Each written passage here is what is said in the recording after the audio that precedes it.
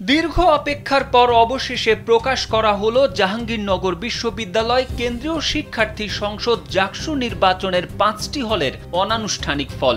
এসব হলের BP, GS ও AGS পদে বিজয়ীদের নাম জানা গেছে। বৃহস্পতিবার রাত 10:15 থেকে ভোট গণনা শুরু হয়। শুক্রবার দুপুর 12টা পর্যন্ত 21টির মধ্যে 17টি হলের ভোট গণনা শেষ হয়েছে।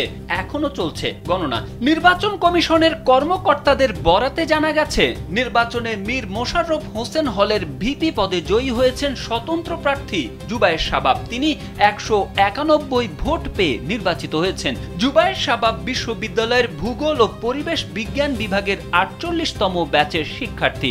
আসুন, নারী হবার এই যাত্রাকে আমরা করে তুলি আরো সহজ। এসএমসির জয়া স্যানিটারি ন্যাপকিন। হলে জিএস পদে জয় পেয়েছেন শাহরিয়ার নাজিম রিয়াদ, তার প্রাপ্ত ভোট 192। এজিএস পদে জয় পেয়েছেন আরাফাত, তিনি পেয়েছেন 179 ভোট। শহীদ সালাম বরকত হলে ভিপি পদে নির্বাচিত হয়েছেন 49তম ব্যাচের রসায়ন বিভাগের মারুফ। জিএস পদে মাসুদ রানা, 10 নম্বর ছাত্র হলের ভিপি পদে আসিফ মিয়া। জিএস পদে মেহেদি হাসান ও এজিএস পদে নির্বাচিত হয়েছেন নাদিম মাহমুদ। জাতীয় কবি কাজী নজরুল হলে ভিপি পদে নির্বাচিত হয়েছেন রাকিবুল ইসলাম। জিএস পদে নির্বাচিত হয়েছেন আলী আহমদ এবং এজিএস পদে নির্বাচিত হয়েছেন লাবিব। এছাড়া আফম কামাল উদ্দিন হল সংসদে ভিপি পদে জয় পেয়েছেন দর্শন বিভাগে জিএম রায়হান কবির।